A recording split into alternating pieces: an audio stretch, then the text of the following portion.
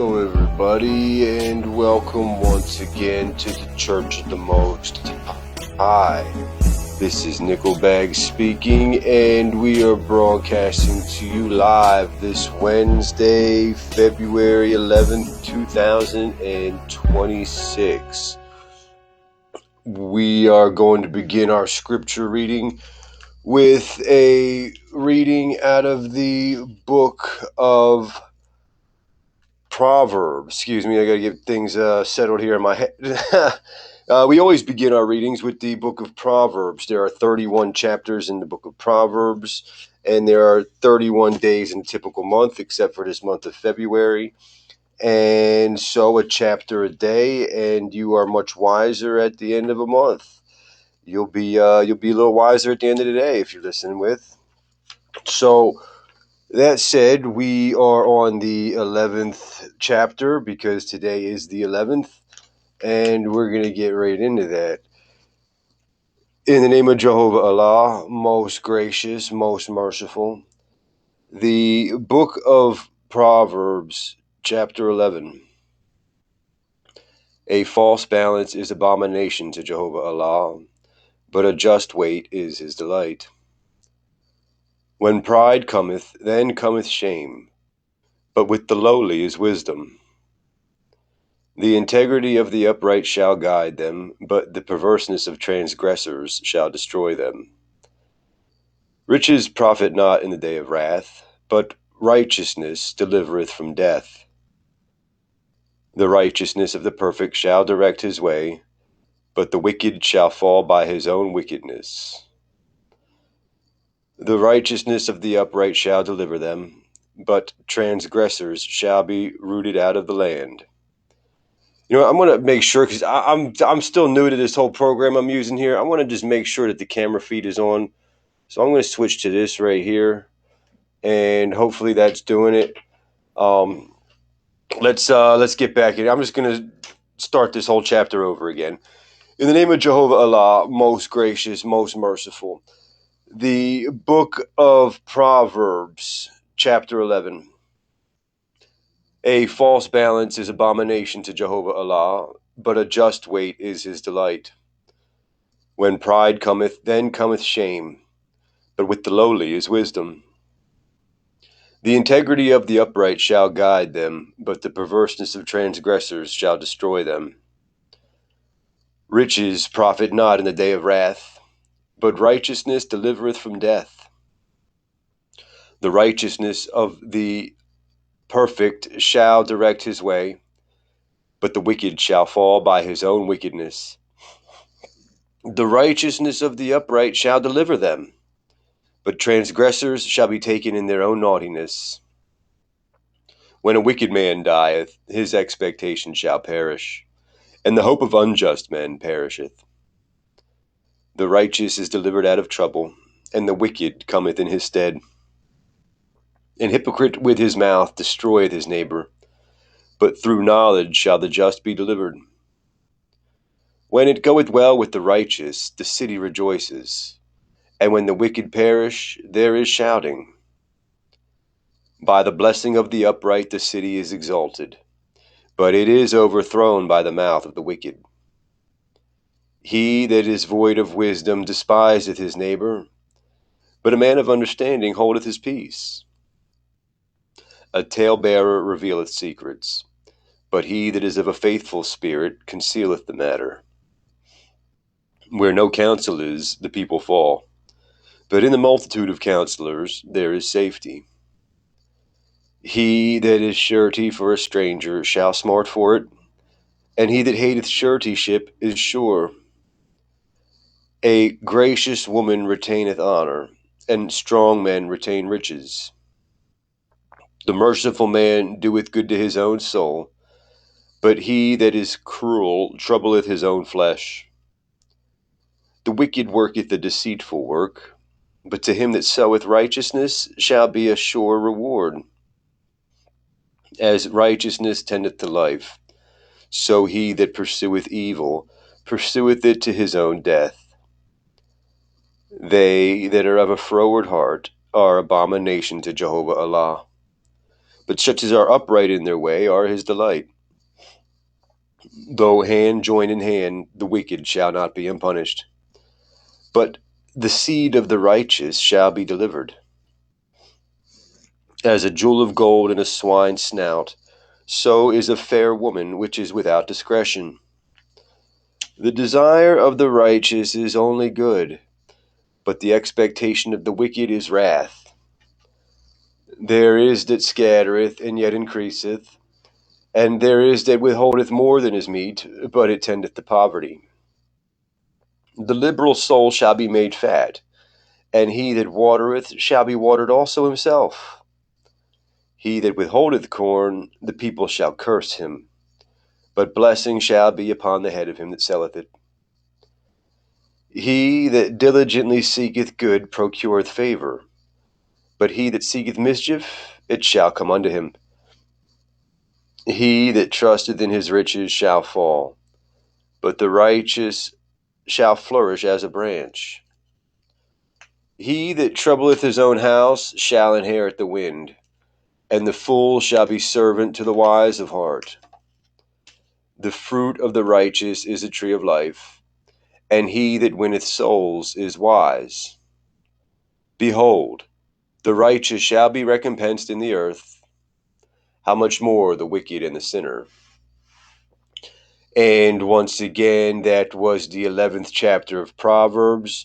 I want to go back here. This word shorty ship, if you're following along in an English Bible, a modern English Bible, I'm not sure how it's translated in some of those modern Englishes, but the best way to translate this shorty ship, it kind of breaks down into a couple English words. The first one is collateral. You've often handed collateral down when you've taken a loan out, or when you've fronted something from somebody, or you give them, something to hold on to. That suretyship, that's like going to ensure that you come back for your thing and pay them what they owe you, or what you owe them. The other thing that it breaks down to is like good old modern insurance, which is where the word insurance comes from. That shore part of it comes from this word suretyship. It's ensuring that, whatever the issue is or could be, it's taken care of. So it's, to basically put it down, it's collateral.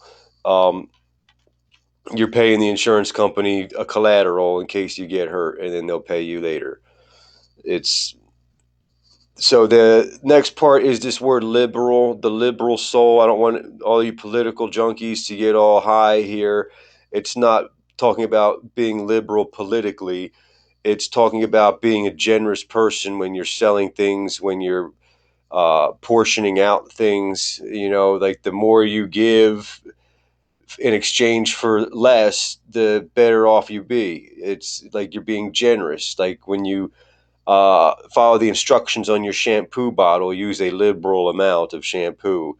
They just say that because they want you to run out faster and buy more. I don't think using more is going to help you, but you get the point. You want to use a generous amount.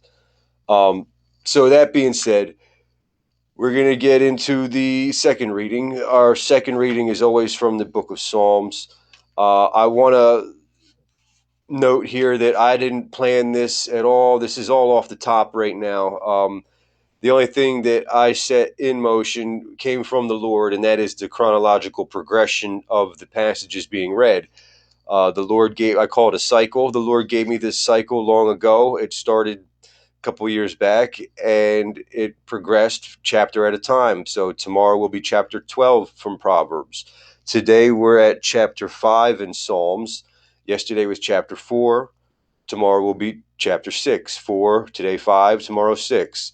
And the rest of the readings go the same way. And I mention that because many times the passage read in one of these scriptures will reflect the message in another scripture. Totally unrelated books, but yet the passages complement each other, and one hand washes the other, so to speak. But what's even more interesting is when they reflect what's going on out in the real world. Just a few days ago, the passage in our fourth reading reflected how to throw a proper party. And if you're at a proper party, how to be a proper guest so that everybody leaves the party, happy that they know you and not annoyed at your presence, willing to invite you back next time. And if you're the host, willing to come to another one of your parties. And it was Super Bowl Sunday. So it was leading right up to that.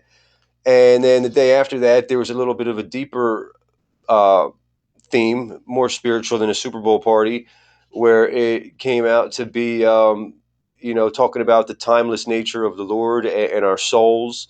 And that was something reflected from the book of Proverbs, I believe, and then also into the Quran. So it's amazing how the Lord works things out for our benefit so that we can learn and absorb the material and experience it in real life to gain that true wisdom. So without anything else said, again, we're reading from the Authorized King James Version of the Bible, so there is going to be something else said. Authorized King James Version of the Bible, and I do recommend you get a modern English and follow along if you have trouble with the Old English. Eventually, you will get the Old English and realize that it's much better, closer to the point. So that said, in the name of Jehovah Allah, most gracious, most merciful, the book of Psalms, Psalm number 5. To the chief musician upon Nehiloth, a psalm of David. Give ear to my words, O Yahweh. Consider my meditation. Hearken unto the voice of my cry, my King and my God.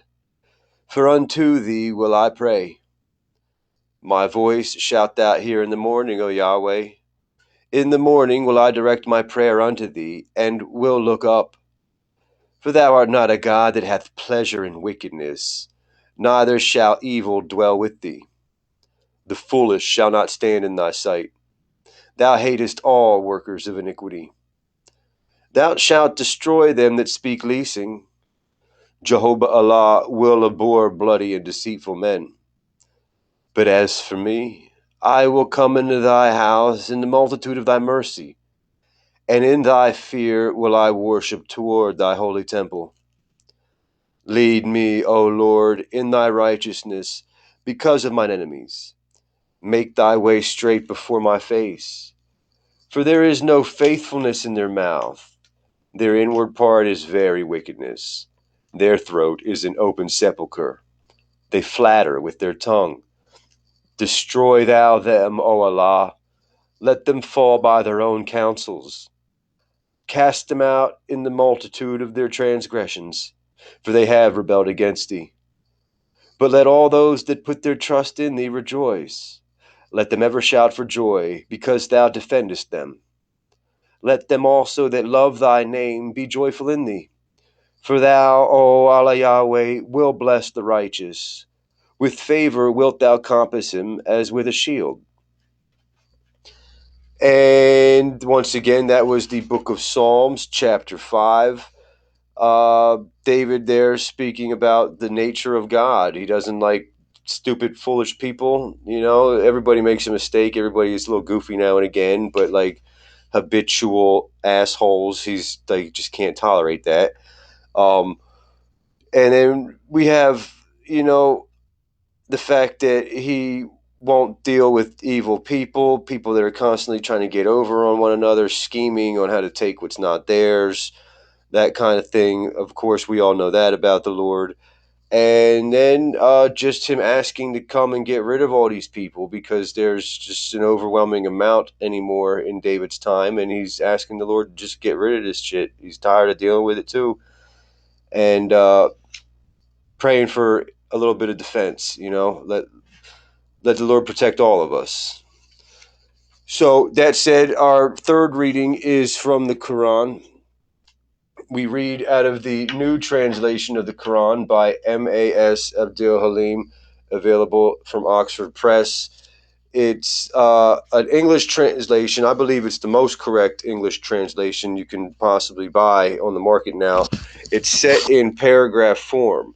When you look at most translations of the Quran, you'll see that it's in columns.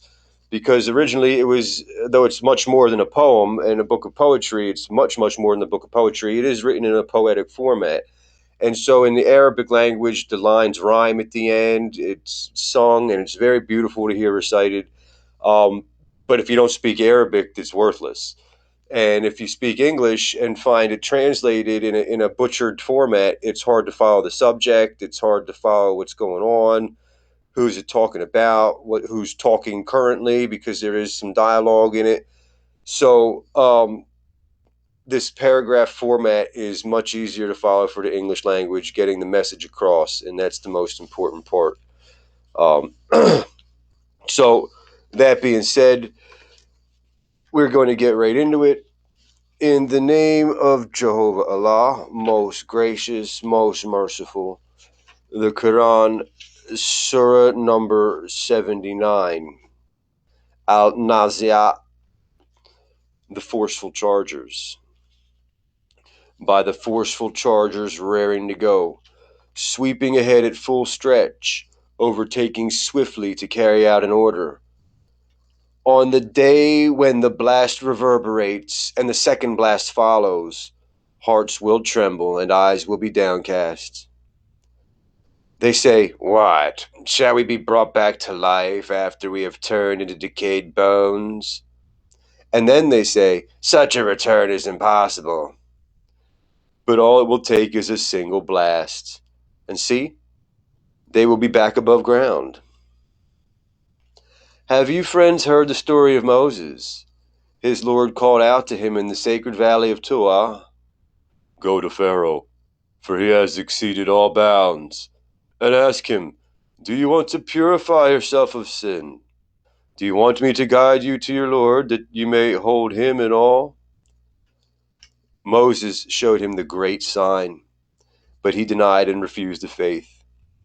He turned away and hastily gathered his people, proclaiming, "I am your supreme Lord." So Allah condemned him to punishment in the life to come, as well as in this life. There truly is a lesson in this for anyone who stands in awe of Jehovah Allah. Which is harder to create, you people or the sky that he built, raising it high and perfecting it, giving darkness to its night and bringing out its morning brightness? And the earth too. He spread out, bringing waters and pastures out of it, and setting firm mountains in it for you and your animals to enjoy. But when the great overwhelming event arrives, on the day that man remembers what he has done, and hell is there for all to see, for anyone who has transgressed and preferred the present life, hell will be their home. For anyone who feared the meeting with his Lord and restrained himself from base desires, paradise will be home. They ask you, friends, about the hour, saying, "When will it arrive?" But how can you tell them that? Its time is only known to your Lord. You are only sent to warn those who fear it. On the day they see it, it will seem they lingered in this life an evening or its morning. And once again, that was the Quran, Surah number 79, Al-Nazi'at. There have been quite a few overwhelming events throughout human history, but I promise you the next one to come is that super volcano out there, out west underneath Yellowstone National Park. If you think it's not going to blast, if you think it's not going to blow, if you think it's not going to pop, and if you think that our disgusting fucking treatment of the children in this country is not the reason why, then you are far, far mistaken. I promise you that. When is it going to pop? I don't know. Science doesn't really know anything other than it's overdue about 100 years if we're going to consider natural geology as the cause and final outcome. But those who believe know that all things are in the hands of Jehovah Allah. So tighten up. I recommend you just leave the country, quite frankly. It's not going to be nice here. There's not going to be much left, and what's left will be in total fucking chaos. It's that big of a disaster. So that's the Quran, and that was Surah number 79. And our next reading is from the book of Ecclesiasticus.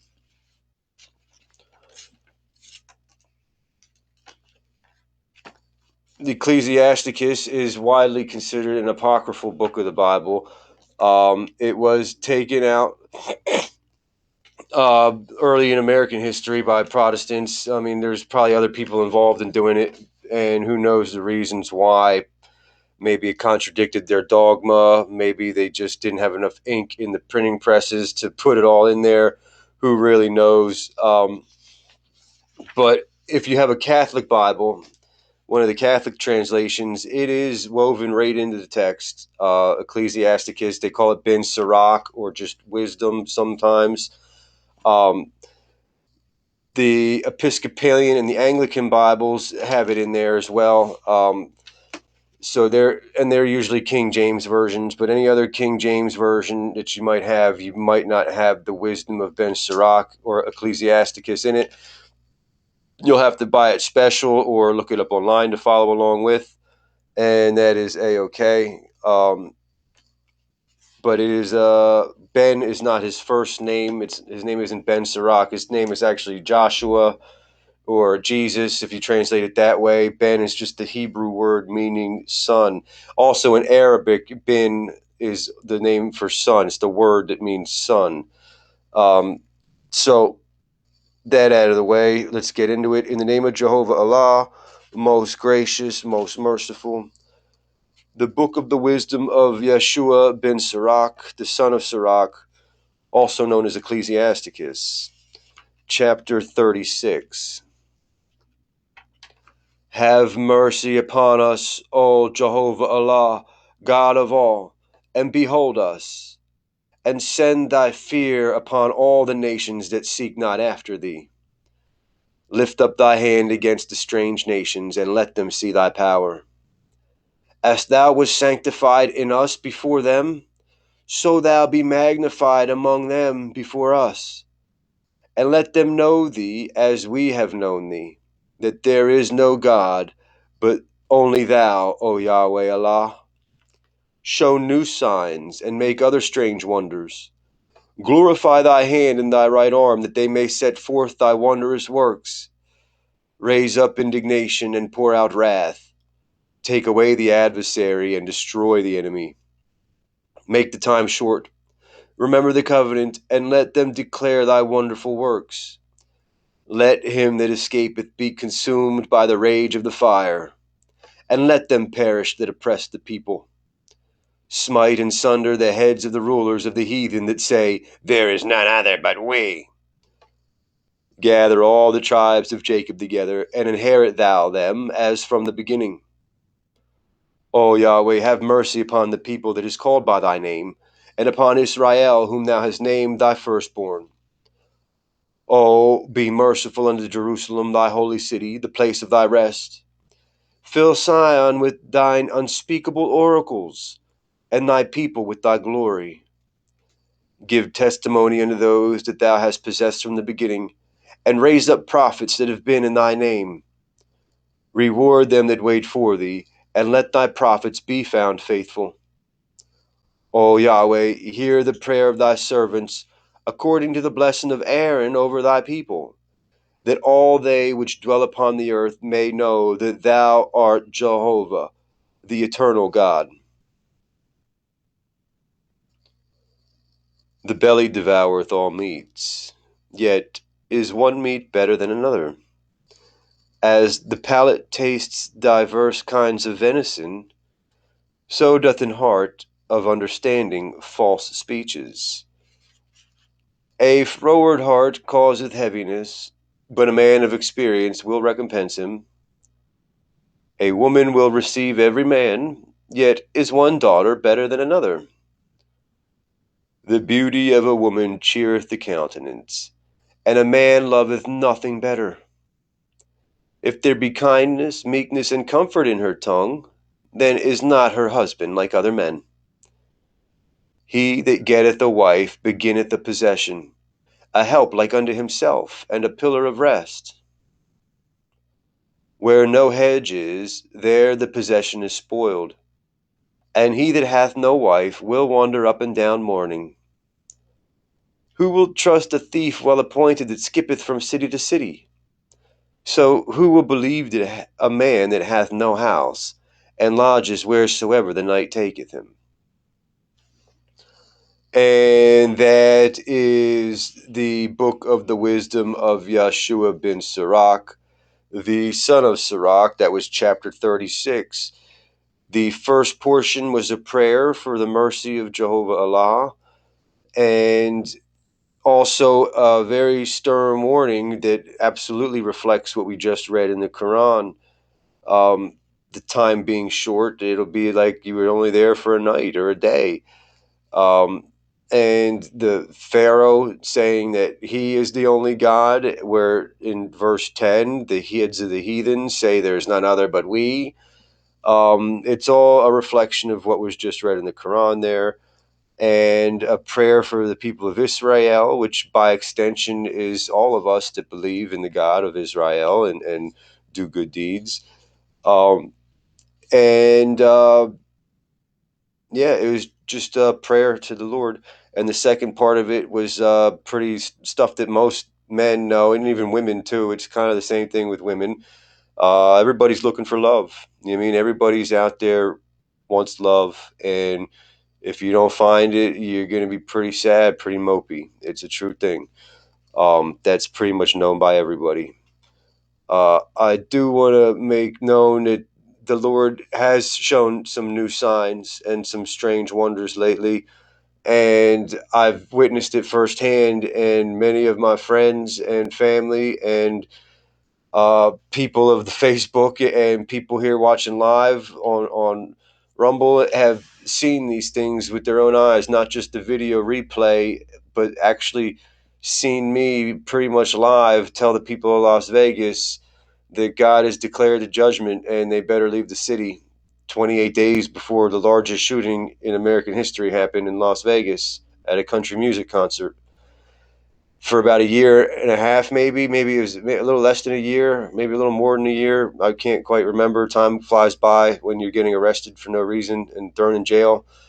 But for a long time, I wore all orange and said Naranja Arnos at the end of every sign, at the end of every show. And naranja is the Spanish word for orange, Aranos being the Greek word for sky or heaven, a very strange and unique combination of words that the Lord gave me to write down in writing called The Method of the Charlatans.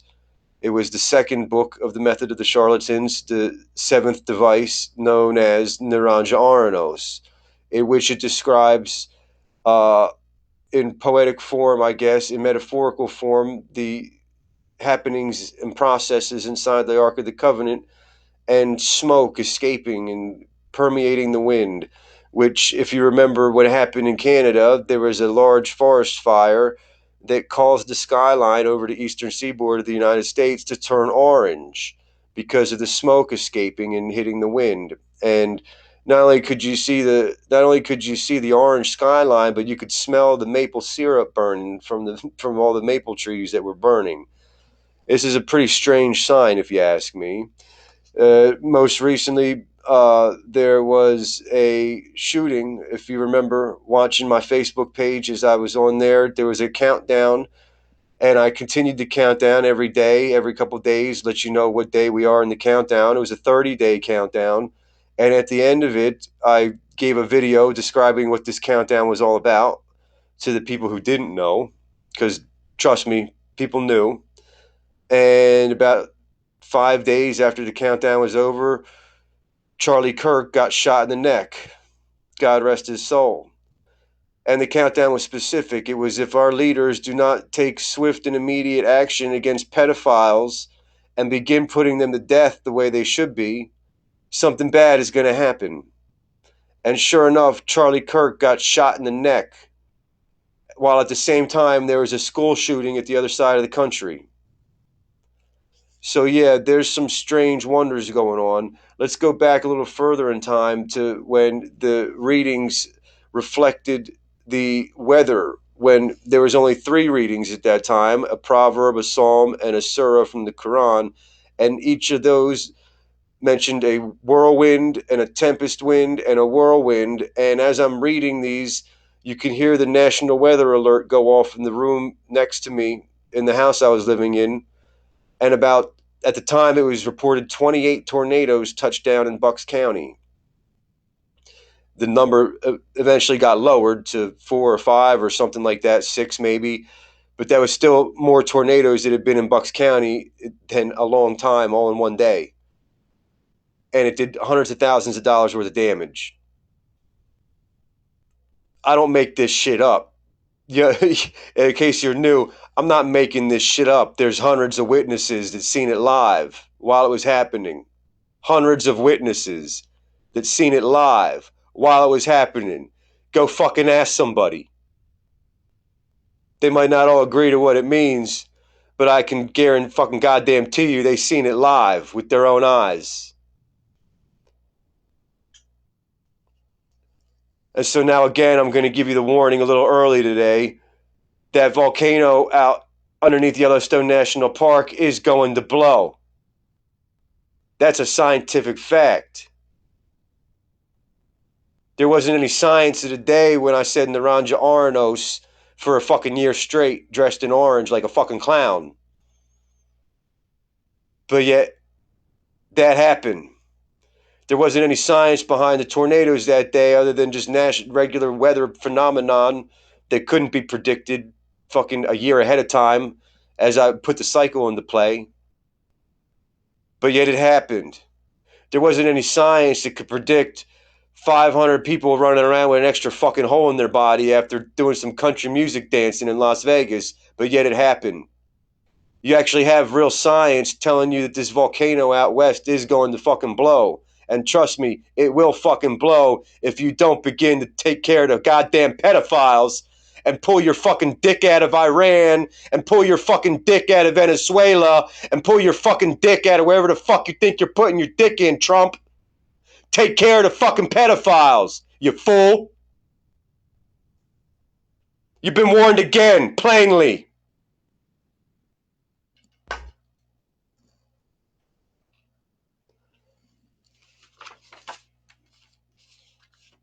Now we're going to get into the next reading. Our final reading is from the Gospel. The Gospel according to St. Mark. And we left off with Jesus walking around. A paralyzed man was trying to be healed. He knew Jesus could do miraculous healings. But there was a crowd where Jesus was preaching at. He was in somebody's house. And not only was there a crowd inside the house, there's a crowd outside the house. Couldn't get through. He had 4 friends carrying him on a mat because he was paralyzed.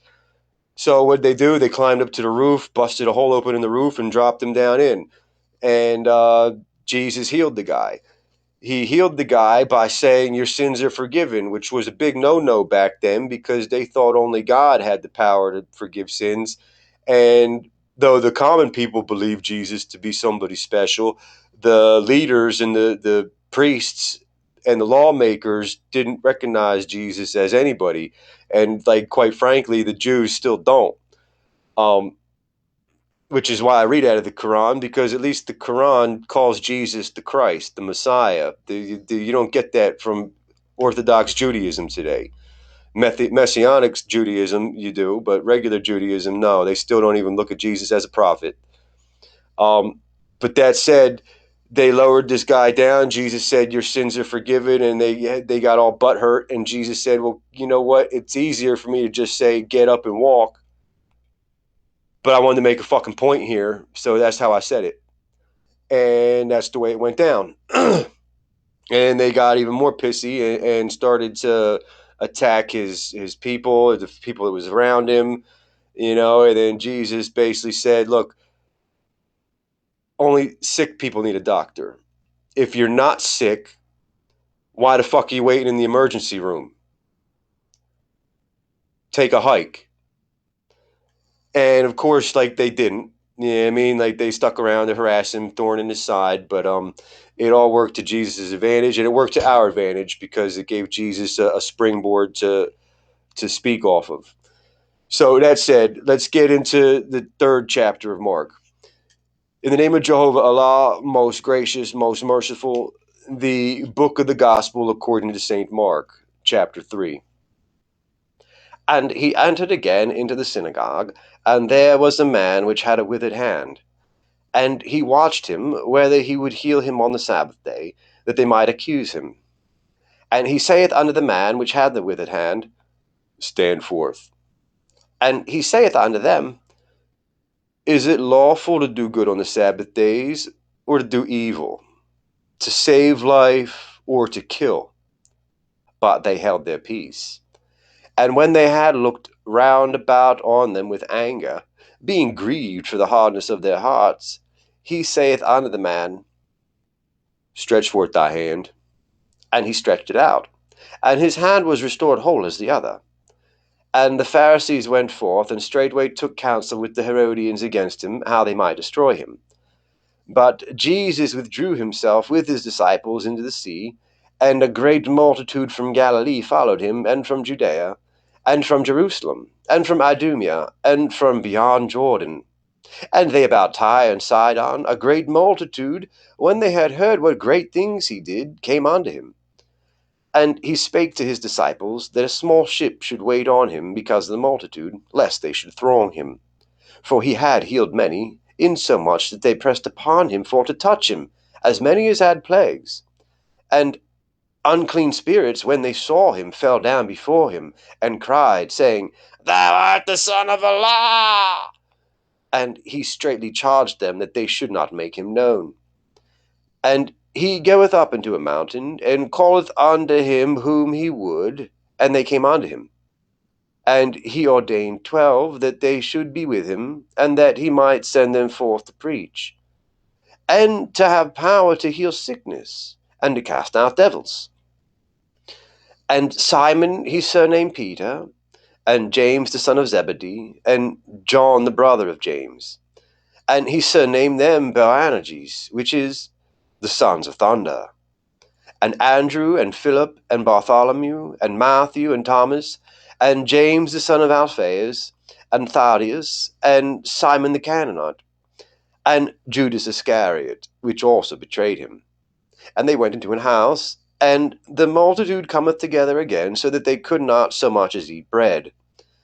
And when his friends heard of it, they went out to lay hold on him, for they said, He is beside himself.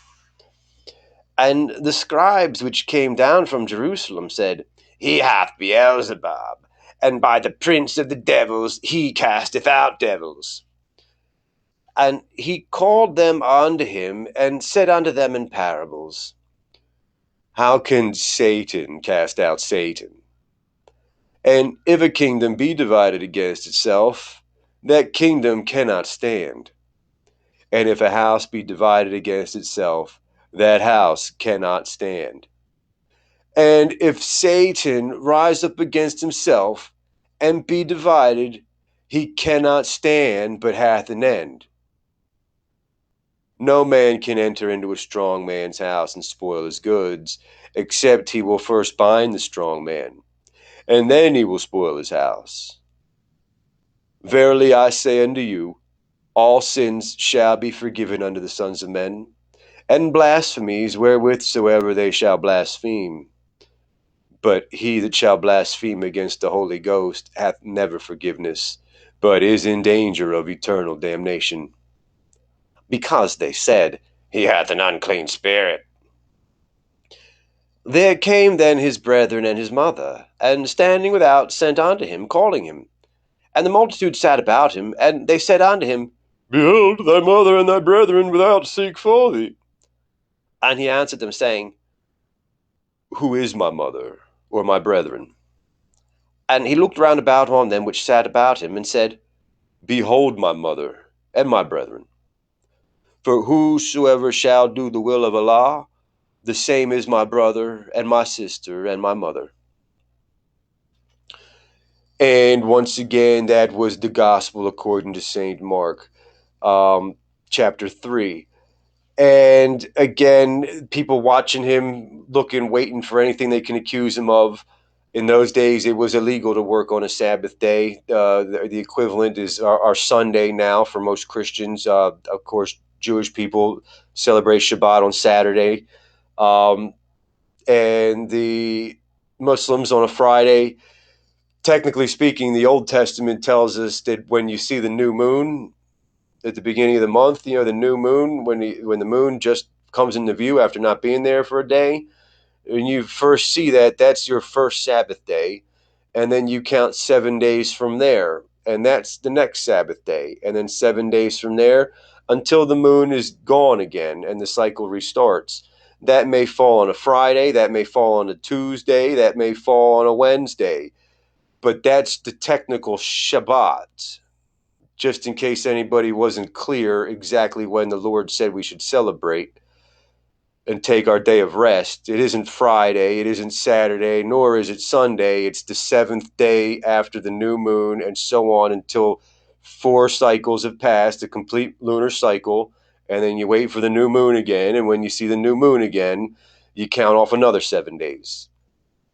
But in those days, I'm not sure exactly how they were doing it. I should probably look that up. But it was their honored Sabbath day, and Jesus was healing people, and they thought that was too much work for them. that was too much work. They couldn't even look at it without feeling exhausted, and so they tried to accuse him. But he got around that real quick by saying, there's other passages where he talks about they'll circumcise somebody on the Sabbath day, but Jesus is there healing somebody, and they want to accuse him. But that said, he also ordains his 12 apostles, his 12 famous apostles there, and then afterwards he was accused of using the devil to cast out the devil. And even if he does, so fucking what? That's basically what Jesus is saying here. If Satan is casting out Satan, then obviously the Lord's got Satan under control. There's nothing to worry about. And that said, that's that, I guess. We're going to go. And basically Jesus said, just like I said earlier, that we're all children of Israel by extension. If you do the will of God, you are Jesus' brother. If you do the will of God, you're Jesus' mother. If you do the will of God, you're Jesus' sister. Make no mistake about it. So that was that. I already gave the warning. I don't feel like getting that hyped up again, but take note of it. Mark my words. That is the most important issue on the table today. Everything else is fucking bullshit. But let's give the blessing, and then we can go on with our day. Allah Yahweh bless thee and keep thee. Jehovah Allah cause the face to shine upon thee and be gracious toward thee. Hashem lift up the countenance upon thee and give you peace. Assalamu alaikum. Shalom. Naranjan, those friends. Stay lit. God bless you all.